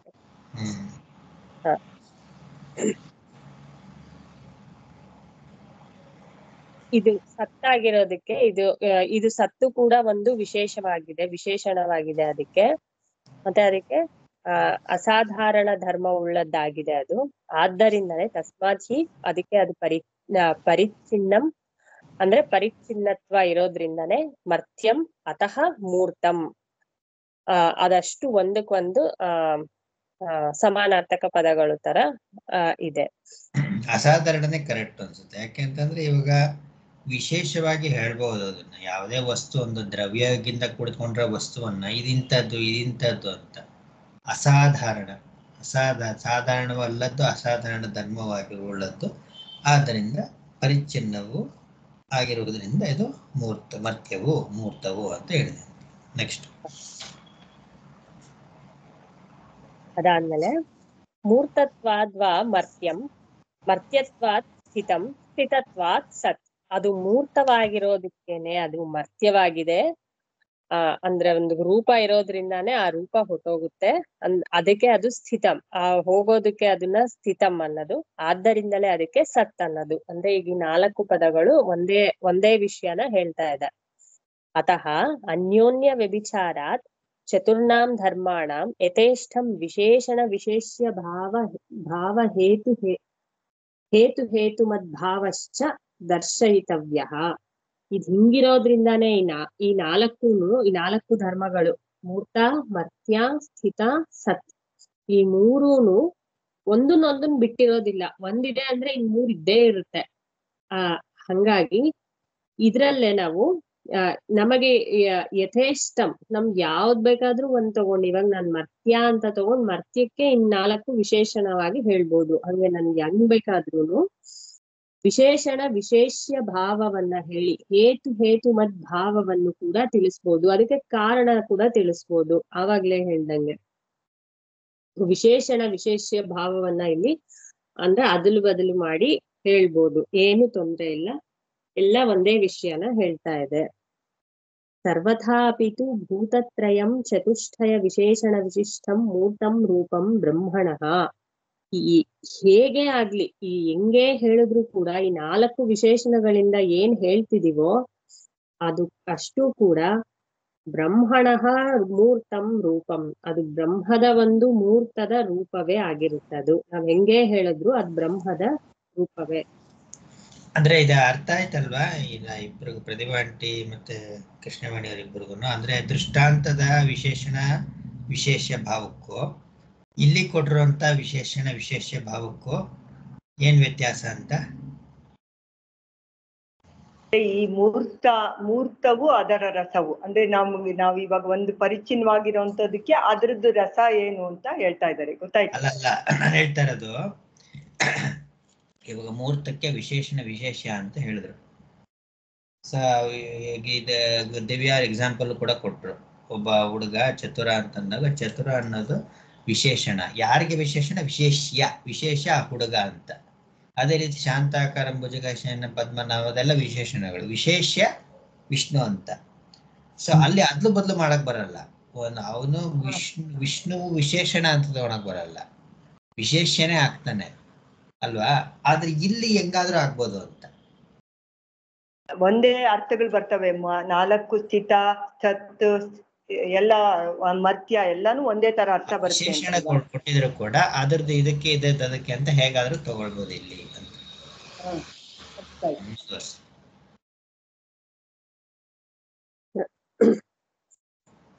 ತತ್ರ ಚತುರ್ಣಾಂ ಏತಸ್ಮಿನ್ ಗೃಹೀತೆ ವಿಶೇಷಣೆ ಇತರತ್ ಗೃಹೀತಮೇವ ವಿಶೇಷಣಂ ಇತಿ ಆಹ. ಈ 4ರಲ್ಲೇ ಒಂದು ವಿಶೇಷಣ ಅಂತ ತೆಗೆದುಕೊಂಡ್ರು, ಈಗ ನಾನ್ ಮೂರ್ತ ಅಂತ ಹೇಳ್ತಿದೀನಿ ಅಂದ್ರೇನೆ ಮಿಕ್ಕಿದ್ದನ್ನ ಇತರತ್ ಗೃಹೀತಮೇವ, ಮಿಕ್ಕಿದ್ದೇನೇನ್ ಮಿಕ್ಕಿದ್ಯೋ ಅದನ್ನೆಲ್ಲಾನು ಹೇಳ್ತಿದೀನಿ ಅಂತಾನೆ ಅರ್ಥ ಮಾಡ್ಕೋಬೇಕು. ಅದನ್ನೆಲ್ಲ ತಕ್ಷಣನೇ ಗೊತ್ತಾಗ್ಬಿಡ್ಬೇಕದು. ಅದಷ್ಟು ಒಟ್ಟಿಗೆ ಹೇಳ್ತಿದೀವಿ ಅನ್ನೋದಕ್ಕೋಸ್ಕರನೇ ಈಗೇನ್ ಹೇಳ್ತಾ ಇದ್ದೇವೆ, ಅದಕ್ಕೋಸ್ಕರ ಈಗ ಈ ಶ್ರುತಿನೇ ಹೇಳ್ತಾ ಇರೋದಿದು. ತಸ್ಯ ಏತಸ್ಯ ಮೂರ್ತಸ್ಯ ಈ ಮೂರ್ತದ ಅಂತ. ತಸ್ಯ ಏತಸ್ಯ ಎಲ್ಲ ಸರ್ವನಾಮ ಶಬ್ದಗಳೇ. ಆ ಹುಡುಗ ಈ ಹುಡುಗ ಅಂತ ಅಂದ್ರೆ ದೂರ ಇದ್ದಾಗ ಒಂದು, ಹತ್ರ ಇದ್ದಾಗ ಒಂದು ಅಂತ ಹೇಳ್ತೀವಲ್ವಾ, ಹಂಗೆ ತಸ್ಯ ಏತಸ್ಯ ಎಲ್ಲಾನು ಅದಕ್ ಅದು ಅದೇ ಇದು ಅಂತ ಹೇಳೋದಕ್ಕೋಸ್ಕರ ತಸ್ಯ ಏತಸ್ಯ ಮೂರ್ತಸ್ಯ ಏತಸ್ಯ ಮರ್ತ್ಯಸ್ಯ, ಈ ಮರ್ತ್ಯದ, ಏತಸ್ಯ ಅಂದ್ರೆ ಹತ್ರ ಇರೋದಕ್ಕೆ ಈ ಅಂತ, ಈ ಮರ್ತ್ಯದ, ಏತಸ್ಯ ಸ್ಥಿತಸ್ಯ, ಈ ಸ್ಥಿತಿಗೆ, ಏತಸ್ಯ ಸತಃ ಚತುಷ್ಟಯ ವಿಶೇಷಣಸ್ಯ ಭೂತತ್ರಯಸ್ಯ ಇತ್ಯರ್ಥಃ. ಈ 4 ವಿಶೇಷಣಗಳು ಈ ಮೂರ್ತಕ್ಕೆ, ಈ ಮರ್ತ್ಯವು, ಈ ಸ್ಥಿತವು, ಈ ಸತ್ತು, ಈ 4 ವಿಶೇಷಣಗಳು ಭೂತತ್ರಯಕ್ಕೂ ಬರುತ್ತೆ. ಅಂದ್ರೆ ಪೃಥ್ವಿಯಾದಿ ಭೂತತ್ರಯಗಳು, ಅಗ್ನಿ, ಜಲ, ಪೃಥ್ವಿ, ಅಷ್ಟಕ್ಕೂನು ಈ 4 ವಿಶೇಷಣಗಳನ್ನು ಕೊಟ್ಟು ಹೇಳ್ಬೋದು. ಏಷಃ ರಸಃ ಸಾರಃ ಇತ್ಯರ್ಥಃ. ಇದೇ ರಸವು, ಏಷಃ ಅಂದ್ರೆ ಇದೇ ರಸವು, ಇದೇ ಸಾರವು ಅಂತ ಅರ್ಥ. ಸೊ ಯಾವ್ದದು ರಸಃ ಸಾರಃ ಅಂದ್ರೆ ಮುಂದೆ ಹೇಳ್ತಾರೆ. ತ್ರಯಾಣಾಂ ಹಿ ಭೂತಾನಾಂ ಸಾರಿಷ್ಠಃ ಸವಿತಾ. ಈ ಸಾರ, ಈ 3 ಭೂತಗಳು ಸಾರಿಷ್ಠ. ಇವಾಗ ಸಾರ ಅಂದ್ರೆ ಒಂದು ಸೂಪರ್ಲೇಟಿವ್ ಕಂಪ್ಯಾರಿಟಿವ್ ಡಿಗ್ರಿ ಅಂತಾರಲ್ಲ, ಅದು ಸಾರಿಷ್ಟ ಅಂದ್ರೆ ಆ ಮೂರಲ್ಲೂನು ಜಾಸ್ತಿ ಸಾರ ಇರುವಂತದ್ದು ಪರಮ ಸಾರವಾಗಿ ಯಾವ್ದಿರುತ್ತೆ ಅಂದ್ರೆ ಅದೇ ಸವಿತಾ, ಈ ಸೂರ್ಯನೇ ಅವನು. ಏತತ್ ಸಾರಾಣಿ ತ್ರೀಣಿ ಭೂತಾನಿ ಯತಃ ಏತತ್ ಕೃತ ವಿಭಜ್ಯಮಾನ ರೂಪ ವಿಶೇಷಣಾನಿ ಭವಂತಿ. ಏನಕ್ಕೆ ಅಂದ್ರೆ ವಿಭಜ್ಯಮಾನ ರೂಪ ವಿಶೇಷಾಣಿ ಭವಂತಿ, ಈ ಸೂರ್ಯನಿಂದನೇ ಇದೆಲ್ಲ ವಿಂಗಡವಾಗಿ ಅದಕ್ಕೆ ಒಂದೊಂದು ರೂಪಗಳು ಬಂದು ಅದು ವಿಶೇಷಣವಾಗಿದೆ ಅಂದ್ರೆ ಅಂತ ಹೇಳಿದ್ರು. ಅಂದ್ರೆ ಸೂರ್ಯನಲ್ಲಿರೋ ಬಣ್ಣಗಳಿಂದ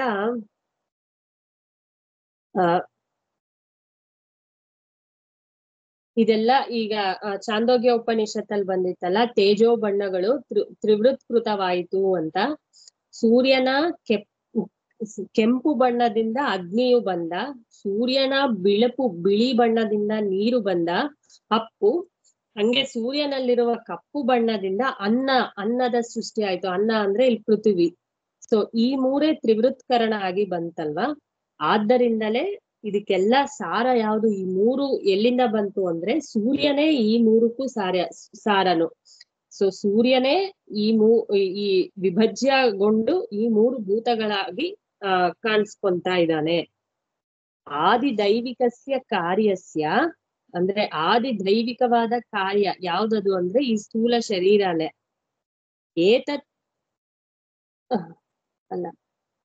ಅದ್ರ ಕಾರ್ಯ ಆದಿದೈವಿಕದ ಕಾರ್ಯ. ಏತತ್ ರೂಪಂ ಯತ್ ಸವಿತಾ ಏತನ್ಮಂಡಲಂ ತಪತಿ. ಆದಿದೈವ ಕಾರ್ಯವಾಗಿರುವ ಇದಕ್ಕೆ ಈ ಸೂರ್ಯನೇ ಹೀಗೂ ತಪಿಸುತ್ತಿದ್ದಾನೆ. ಈ ಮಂಡಲವೇ ರೂಪ, ಸೂರ್ಯಮಂಡಲವೇ ರೂಪವು. ಈ ತರ ಅವನ್ ತಪಿಸ್ತಾ ಇದ್ದಾನೆ. ಸತಃ ಭೂತತ್ರಯಸ್ಯ ಹಿ ಯಸ್ಮಾತ್ ಏಷಃ ರಸಃ ಇತಿ ಏತದ್ ಗೃಹ್ಯೇತೆ. ಇವನು ಸತ್ತಿನ ಭೂತತ್ರಯದ ರಸ ಅಲ್ಲವಾ. ಅಂದ್ರೆ ಈ ಮೂರು ಸತ್ತಂತ್ರ ಈಗೇನ್ ಹೇಳಿದ್ರು ಭೂತತ್ರಯ, ಅದಕ್ಕೆಲ್ಲ ರಸ ಅಂದ್ರೆ ಅದಕ್ಕೆಲ್ಲ ಕಾರಣನೇ ಆ ಸೂರ್ಯನು. ಅವನು ಹಂಗೆ ತಪಿಸ್ತಾ ಇದ್ದಾನೆ ಅಂದ್ರೆ ಇಲ್ಲಿ ಉಪಾಸನೆಗೆ ಸೂರ್ಯಮಂಡಲನನ್ನೇ ತಗೋಬೇಕು, ಸೂರ್ಯಮಂಡಲನನ್ನೇ ಹೇಳ್ತಾ ಇರೋದು. ಮೂರ್ತಃ ಹಿ ಏಷಃ ಸವಿತಾ ತಪತಿ. ಮೂರ್ತ ಅಂದ್ರೆ ಏಕೆಂದರೆ ಈ ಸೂರ್ಯಮಂಡಲವೇ ಮೂರ್ತವಾಗಿದೆ.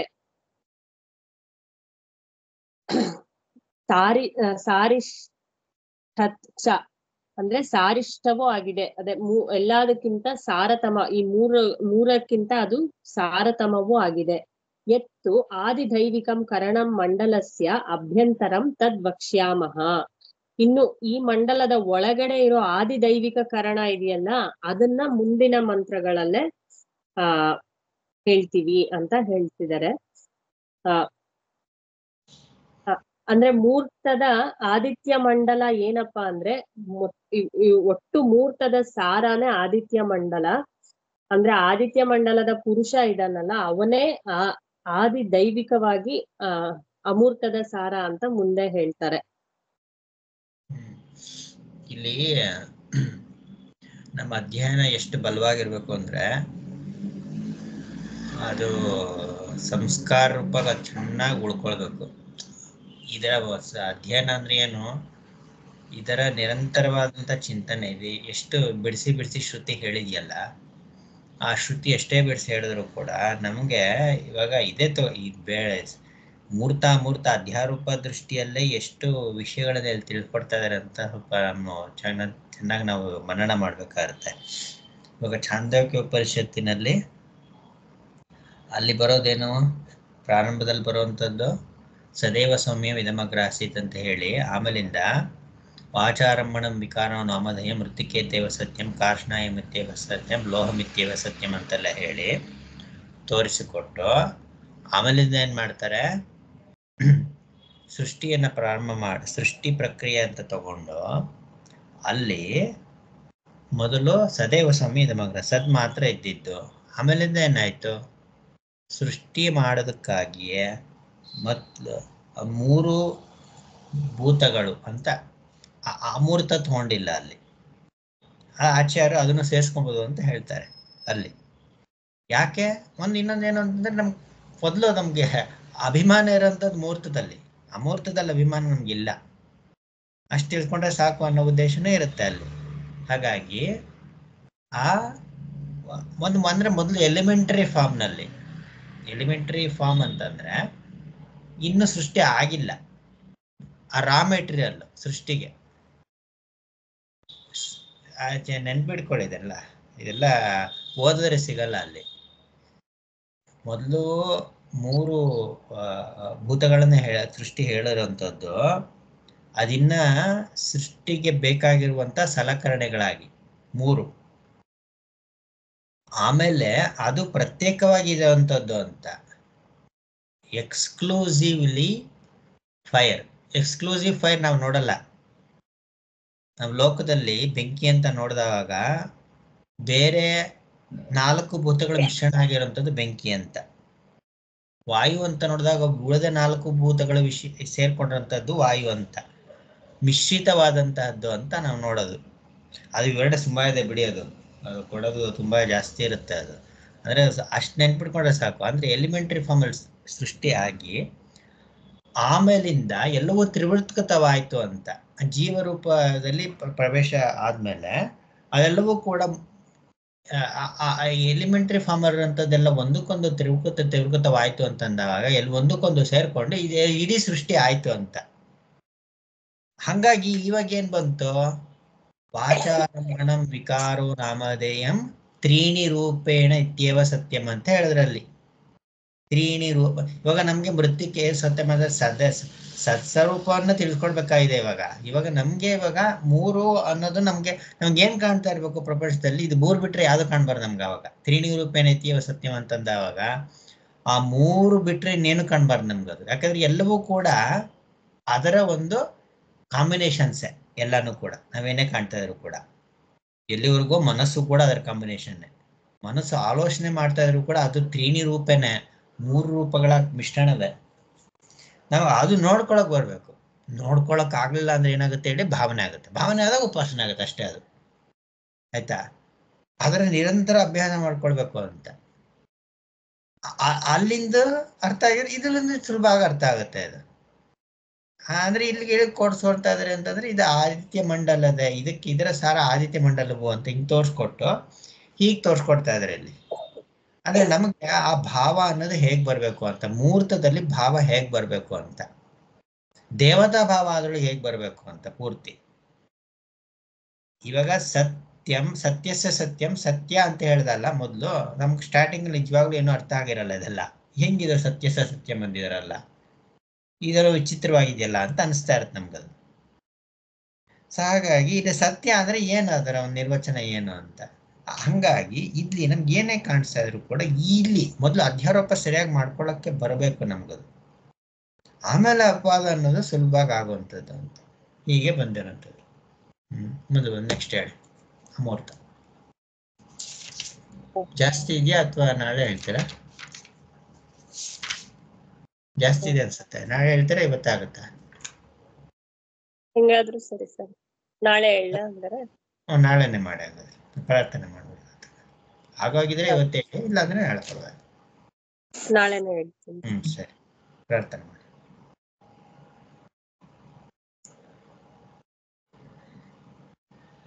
ಓಂ ನಮೋ ಬ್ರಹ್ಮಾದಿಭ್ಯೋ ಬ್ರಹ್ಮ ವಿದ್ಯಾ ಸಂಪ್ರದಾಯ ಕರ್ತೃಭ್ಯೋ ವಂಶ ಋಷಿಭ್ಯೋ ನಮೋ ಮಹಭ್ಯೋ ನಮೋ ಗುರುಭ್ಯಃ. ಓಂ ಶಾಂತಿ ಶಾಂತಿ ಶಾಂತಿ. ಹರಿ ಓಂ ಶ್ರೀ ಕೃಷ್ಣಾರ್ಪಣಮಸ್ತು. ಇದು ಪೂರ್ತಿ ಕೇಳಿಸ್ಕೊಳ್ತಾ ಇದ್ರ ಎಲ್ಲ ಹಾಕೋದನ್ನೆಲ್ಲ? ರಘು ಕೇಳಿಸ್ಕೊಳ್ತಾ ಇದೀವಿ. ಕೇಳಿಸ್ಕೊಂತ ಇದೀನಿ, ನಿಮ್ದಾದ್ರೆ ಒಂದ್ಸತಿ ಕೇಳಿಸ್ಕೊಂತ ಇರ್ತೀವಿ. ಹೌದು, ತುಂಬಾ ಸತಿ ಕೇಳಿಸ್ಕೊಳ್ಬೇಕಾಗಿರುತ್ತೆ. ಇದು ಅಷ್ಟು ಗಮನ ಇಟ್ಟುಕೊಳ್ಳೋದು, ಅಷ್ಟು ಕೇಳಿಸ್ಕೊಂಡ್ರು ಕೂಡ ಏನೋ ಮಿಸ್ಸಿಂಗ್ ಅನ್ಸ್ತಾ ಇರುತ್ತೆ ಅಲ್ವಾ? ಹೌದು, ಅಂದ್ರೆ ನಿಮ್ದು 1-2 ಸತಿ ಕೇಳಿಸ್ಕೊಂಡ್ರೆ ಎಲ್ಲ ಜ್ಞಾಪನ ಇರ್ತಿತ್ತು ಸರ್. ಅಂದ್ರೆ ಇವ್ರದ್ದು ತುಂಬಾ ಪಾಯಿಂಟ್ಸ್ ಟೆಕ್ನಿಕಲಿ ಜಾಸ್ತಿ ಇರುತ್ತಲ್ಲ, ಹಾಗೆ ಅಷ್ಟು ವ್ಯಾಪ್ತಿ ಇದೆ ಅದು ಅಂತ. ಅದು ಚಿಂತನೆಯ ವ್ಯಾಪ್ತಿ ಅಷ್ಟೊಂದಿದೆ ಅಂತ ಹಾಗೆ. ಮಾಂಡುಕ್ಯದು ಎಲ್ಲ ಹೇಳಿದ್ರು ಇದ್ರಲ್ಲಿ ಮಧ್ಯದಲ್ಲಿ. ಇಲ್ಲಿ 2 ರೂಪ ಹೇಳುವಾಗ ಅಲ್ಲಿ 4 ಪಾದಗಳು ಅಂತ ಅದನ್ನೆಲ್ಲ ಕೇಳ್ಕೊಂಡಿದ್ದೆ, ಹೇಳ್ಬೇಕು ಅಂತ ತಯಾರಾಗಿದ್ದೆ, ಎಲ್ಲ ಮಿಸ್ ಆಗೋಯ್ತು. ನಾಳೆ ಹೇಳಿ ಪರವಾಗಿಲ್ಲ. ನಾನ್ ಬರ್ಕೊಂಡಿದೀನಿ. ರೂಪ್ಯತೆ, ನಾಪ್ಯತೆ, ನಿರ್ದಿಶ್ಯತೆ, ಬ್ರಹ್ಮತತ್ವಂ, ಅದಕ್ಕೆ ಅಮೂರ್ತ ರೂಪ ಅಂತಾರೆ. ಆಮೇಲೆ ಲೈಕ್ ಅದು ಹೆಂಗೆ ಅಂತ ಹೇಳ್ಬೇಕಾದ್ರೆ ಸೋಯಮಾತ್ಮ ಚತುಷ್ಪಾತ್ ಮೊದ್ಲು 3 ಪಾದ ಕರಣಾತ್ಮಕವಾಗಿ ಸಾಧನೆಯಾಗಿ ಹೇಳಿದ್ದಾರೆ. ಪದ್ಯತೆ ಅನೇನ ಇತಿ ಪಾದಃ ಅಂತ. 4ನೇದು ಪದ್ಯತೆ ಇತಿ ಪಾದಃ ಅಂದ್ರೆ ಕರ್ಮ ರೂಪವಾಗಿ ಸ್ವರೂಪವನ್ನ ಹೇಳಿದ್ದಾರೆ. ಆತರ ಬರ್ಕೊಂಡಿದ್ದೀನಿ ಆಕ್ಚುಲಿ ನಾನು. ಅದೇ ಅದು ಬರ್ಕೊಂಡಿರೋದನ್ನೇ ಅದು ಹೇಗೆ ಅನ್ನೋದನ್ನ ಅದನ್ನ ನೋಡ್ಕೊಂಡು ಸೊ ದಟ್ ನಮ್ಗೆ ಅದು ಏನು ಅಂತಂದ್ರೆ ಇಲ್ಲಿ ಕರೆಕ್ಟ್ ಆಗಿರುತ್ತೆ. ಸ್ಟಡಿ ಸರ್ಕಲ್ ಆಗ್ಬೇಕಲ್ಲ ಇಲ್ಲಿ. ಸೊ ಇವಾಗ ಇವ್ರ ರೈಸ್ ಮಾಡಿದ್ರು, ಇವಾಗ ಅದನ್ನ ಹೌದು ಹೀಗಿದೆಯೇನೆ ಅಂತ ಅದನ್ನ ಸೇರಿಸ್ಕೊಂಡು ನಾವು ಚಿಂತನೆ ಮಾಡೋದ್ರಿಂದ ಅದು ಸರಿಯಾದಂತಹ ಉಪಯೋಗ ಆಗುತ್ತೆ ಎಲ್ಲರಿಗೂ. ಸರಿ, ಮತ್ತೆ ನಾಳೆ ಸರ್.